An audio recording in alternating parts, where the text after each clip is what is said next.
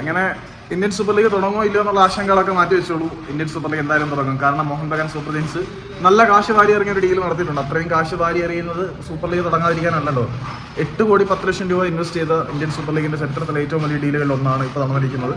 Punjab എഫ്സിയുടെ Manipuri full back ആയിട്ടുള്ള അഭിഷേകിനെയാണ് അവർ സ്വന്തമാക്കിയത്. ആ ഒരു കോൺട്രാക്ട് ക്ലോസസ് പറയുകയാണെങ്കിൽ 1,80,00,000 രൂപ പഞ്ചാബ് എഫ്സിക്ക് Mohun Bagan super giants transfer ഫീസായിട്ട് കൊടുത്തു ഈ ഒരു ട്രാൻസ്ഫറിന് വേണ്ടി. അതുകൂടാതെ ഓരോ വർഷവും 2,10,00,000 രൂപ വെച്ചിട്ട് 3 സീസണുകളിലായിട്ട്, അതായത് ആദ്യത്തെ 3 സീസണുകളിലേക്കും പെർ സീസൺ, അതായത് ഇൻസെന്റീവ്സോ അലവൻസോ ഒന്നും കൂടാതെ അഭിഷേകിന്റെ സാലറി വന്നിട്ട് 2,10,00,000 രൂപയാണ്. ഈ 3 സീസണുകളിലേക്കുള്ള 2,10,00,000 രൂപയും പഞ്ചാബ് എഫ്സിക്കുള്ള 1,80,00,000 രൂപയും കൂടി വരുന്ന ട്രാൻസ്ഫർ ഫീസ് ഉൾപ്പെടെ ആകെ മൊത്തത്തിൽ ഈ ഒരു ട്രാൻസ്ഫറിന്റെ ടോട്ടൽ വാല്യൂ എന്ന് പറയുന്നത് 8,10,00,000 രൂപയാണ്. അതായത് പഞ്ചാബ് എഫ്സിയുടെ ചരിത്രത്തിലെ ഏറ്റവും വലിയ ട്രാൻസ്ഫറുകളിൽ ഒന്നാണ് ഇപ്പോൾ നടന്നിരിക്കുന്നത്. ഏറ്റവും വലിയ ട്രാൻസ്ഫറുകളിൽ ഒന്ന് എന്നല്ല, പഞ്ചാബ് എഫ്സിയുടെ ചരിത്രത്തിലെ ഏറ്റവും വലിയ ട്രാൻസ്ഫറാണ്.